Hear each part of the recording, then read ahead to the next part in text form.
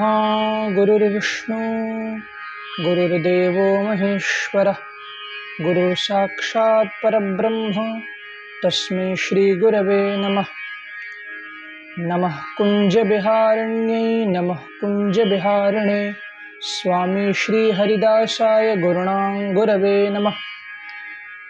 योऽन्तः प्रविश्य मम वाचमिमां प्रक्षुप्तां सञ्जीवयत्यखिलशक्तिधरः स्वधाम्ना अन्याश्च हस्तचरणश्रवणत्वगाधीन् प्राणान्नमो भगवते पुरुषाय तुभ्यम्।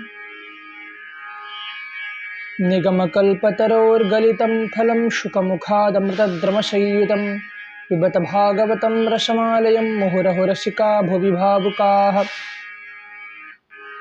यत्र यत्र रघुनाथकीर्तनं तत्र तत्र कृतमस्तकाञ्जलिं बाष्पवारि परिपूर्णलोचनं मारुतिं नमत राक्षसान्तकम्। श्री राधे।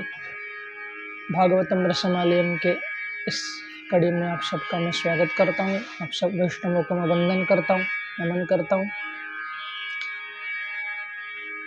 पिछले कड़ी में हमने कुंती जी के उस दूसरे श्लोक का श्रवण किया था जिसमें माया के प्रभाव के बारे में कुंती जी ने बताया। माया जवनिका छन्नम अज्ञाधोक्षजम व्ययम न लक्ष्य से मूढ़ दृशा नटो नाट्यधरो यथा। और कितना सुंदर कुंती जी ने कहा कि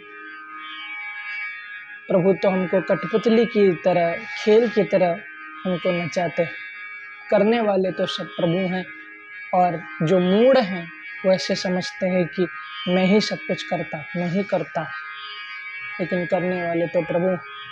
अब आगे इस श्लोक में, आगे के आज के जो तीसरा श्लोक है उसमें कुंती जी क्या कह रही हैं, पहले हम श्लोकों का दर्शन करें फिर उसके भाव का दर्शन करेंगे। आइए श्लोकों का दर्शन अवलोकन करते हैं, पाठ करते हैं। आइए श्लोकों का दर्शन करें।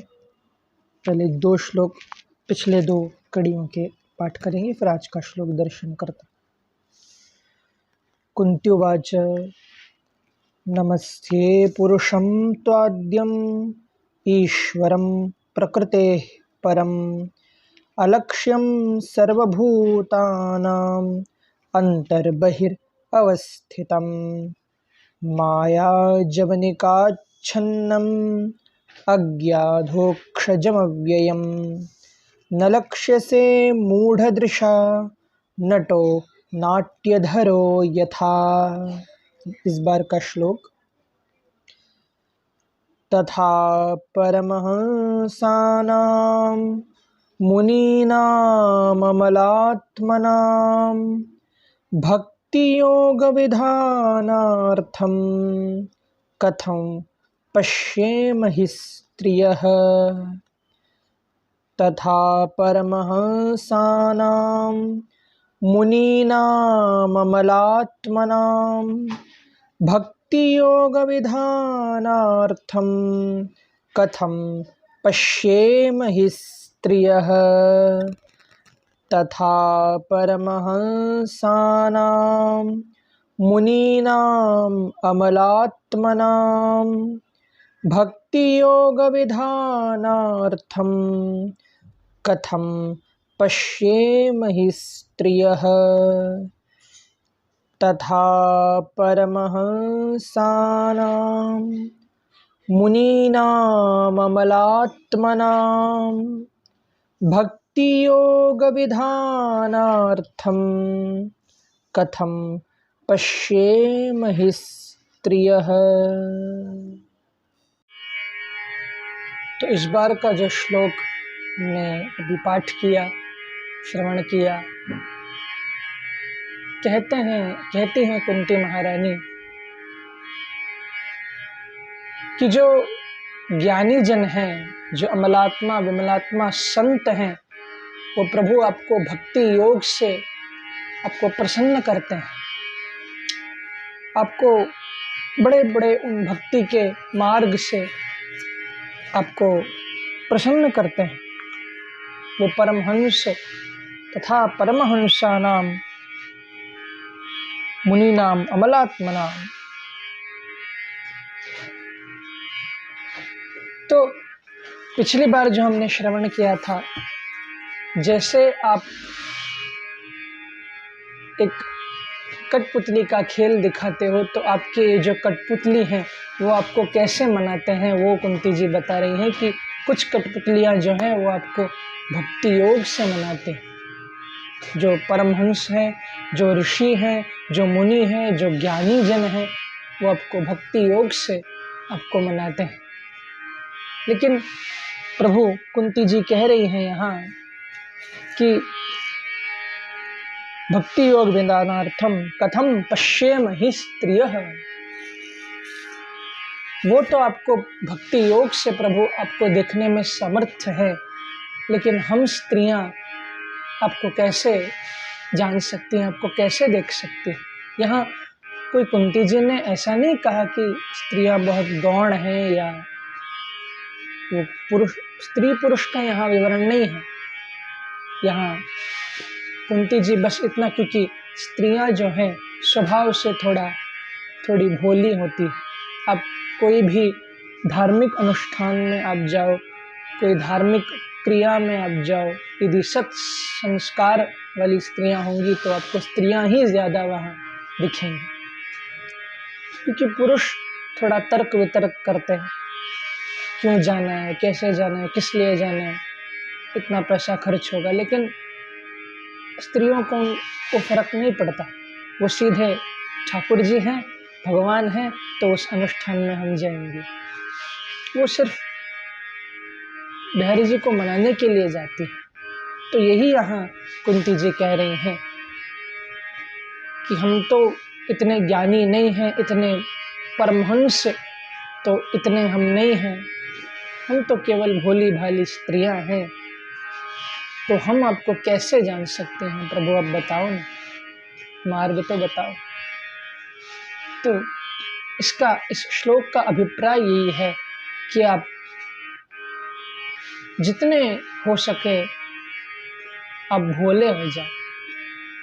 बिहारी जी के सामने चालाकी मत दिखाना, जितना आप, क्योंकि आप किसकी ओर आप चालाकी दिखाना चाहते हैं? जो पूरी दुनिया को चला रहा है, जो आपके अंदर बैठा है, आपके बाहर भी बैठा है, अंतर बहिरवस्थितम। तो उसको आप यदि चालाकी दिखाने चलोगे तो आप मुंह के बल आप ही गिरोगे। तो इससे अच्छा है ठाकुर जी के सामने जैसे हो वैसे प्रस्तुत हो जाओ, भोले हो जाओ, कुछ भी बनकर मत जाओ, जैसे हो वैसे उनके सामने प्रस्तुत हो जाओ तो आपको अपना लेंगे। यहाँ स्त्रियों की बात भी कही है, क्योंकि कुंती जी जानती हैं कि स्त्रियां जो है ज़्यादातर भोली होती हैं, तो बिहारी जी से ज़्यादा जुड़ती। तो